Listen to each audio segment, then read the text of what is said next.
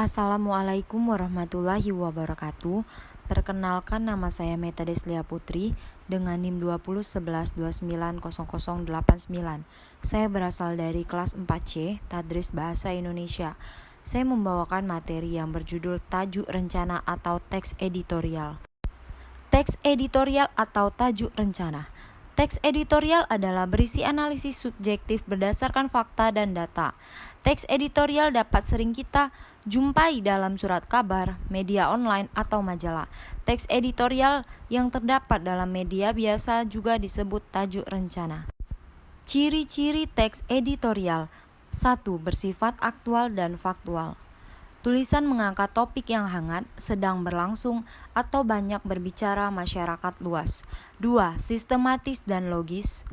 3. Berisi argumentasi, argumentif, karena pada dasarnya teks editorial adalah pendapat menggunakan kalimat yang singkat, padat, dan jelas agar menarik dibaca. 4. Ilustrasi. Struktur teks editorial. Dalam menulis atau menyusun teks editorial terdapat struktur yang membangunnya. Struktur teks editorial atau opini yaitu 1. Tesis. Tesis disebut juga pernyataan pendapat. Biasanya berisi sebuah teori yang akan diperkuat oleh argumen. Pada bagian ini, penulis menyampaikan sudut pandang tentang masalah yang dibahas. 2. Argumentasi. Argumentasi merupakan bukti atau alasan untuk memperkuat pernyataan dalam tesis. Argumentasi dapat berupa pernyataan umum atau data hasil penelitian, pernyataan para ahli, maupun fakta-fakta berdasarkan referensi yang bisa dipercaya. Reorientation atau disebut pernyataan atau penegasan ulang pendapat. Bagian ini berisi penegasan ulang pendapat. Penegasan ulang biasa berada di bagian akhir teks. Kaidah kebahasaan. Kaidah kebahasaan teks editorial. Melansir teks dalam Kajian Struktur dan Kebahasaan 2017. Selain ciri dan struktur, teks editorial juga memiliki kaidah kebahasaan. Kaidah kebahasaan teks editorial antara lain 1. Adverbia. Kata keterangan ditunjukkan agar pembaca meyakini teks yang dibahas dengan menegaskan menggunakan kata keterangan adverbia frekuentatif. 2. Konjungsi. Kata penghubung pada teks. 3. Verba material. Verba yang menunjukkan perbuatan fisik atau peristiwa. 4. Verba relasional. Verba yang menunjukkan hubungan insentitas dan kepemilikan. 5.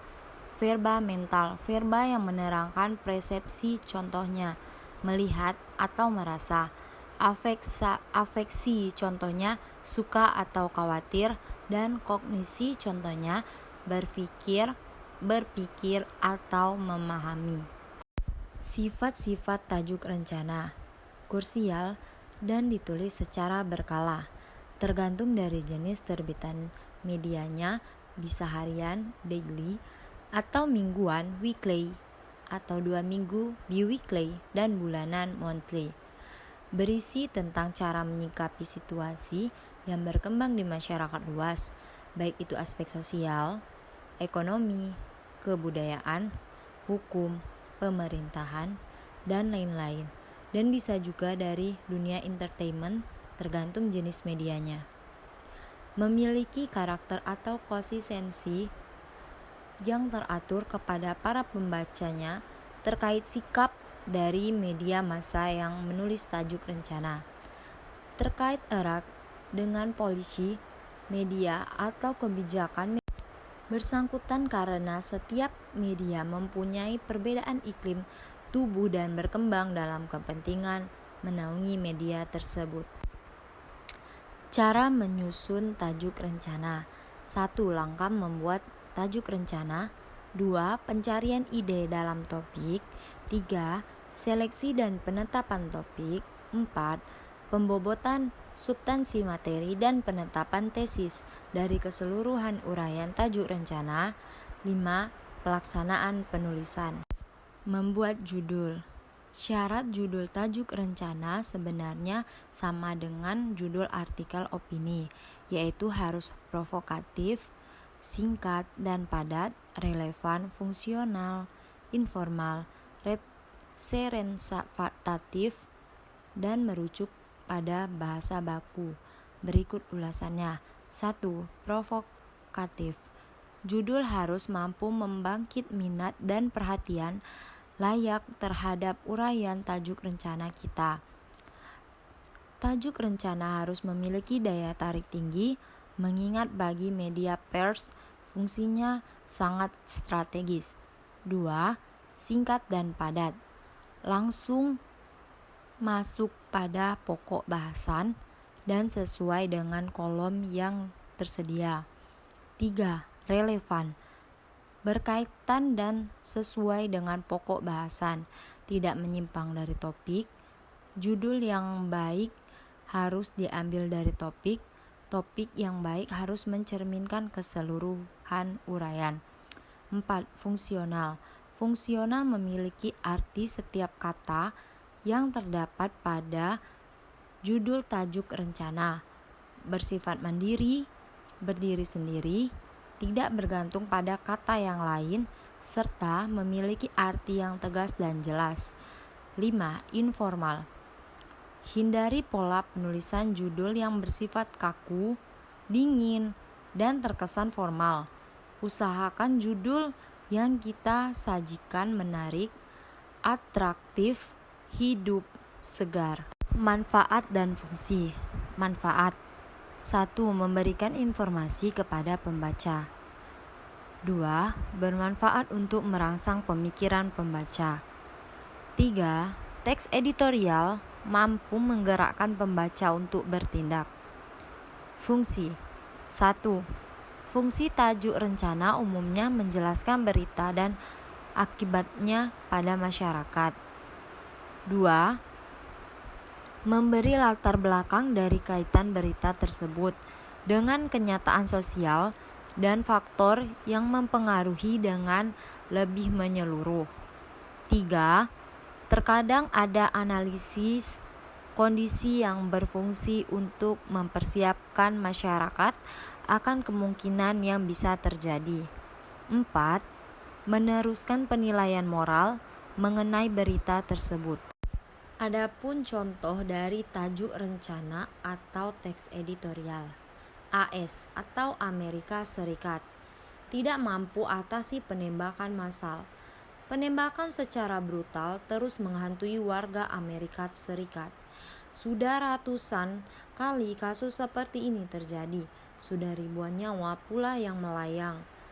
Mereka menjadi korban aksi koboi jalan yang tidak bertanggung jawab. Amerika Serikat yang konon superpower ternyata belum mampu mengatasi permasalahan di dalam negerinya secara utuh, khususnya kriminal penggunaan senjata api.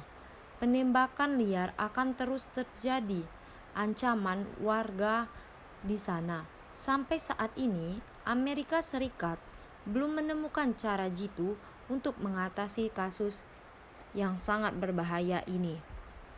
Terbaru terjadi 14 Agustus lalu, warga daerah Naiston, Tioga, Philadelphia mengalami drama menegangkan. Mereka menyaksikan langsung petugas kepolisian berjilbabu dengan pria bersenjata selama 7 jam. Peristiwa ini menyebabkan 6 penegak hukum terluka. Polisi datang ke lokasi bukan untuk menggerebek pemilik senjata api, tapi datang membawa surat untuk menggeledahan narkoba. Tiba-tiba, pelaku menyerang petugas dengan tembakan. Petugas kelabakan karena tidak menyangka akan diserang. Pelaku bernama Mordechai Hill. Pria 36 tahun itu memang punya catatan kriminal yang cukup panjang, termasuk kepemilikan senjata ilegal. Persoalan senjata memang menjadi masalah serius bagi Amerika Serikat. Aturan yang begitu longgar membuat pelaku senjataan bisa mendapatkan senjata api dengan mudah. Sampai saat ini, hampir semua rumah warga di Amerika Serikat memiliki senjata api.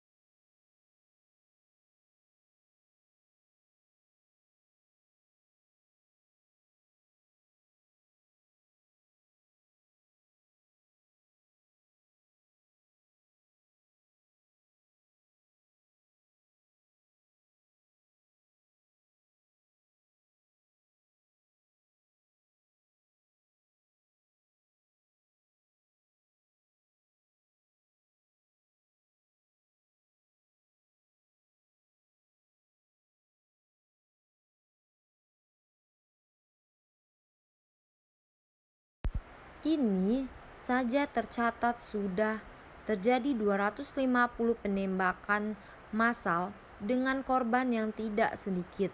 Kebanyakan yang menjadi korban adalah warga yang tidak bersalah.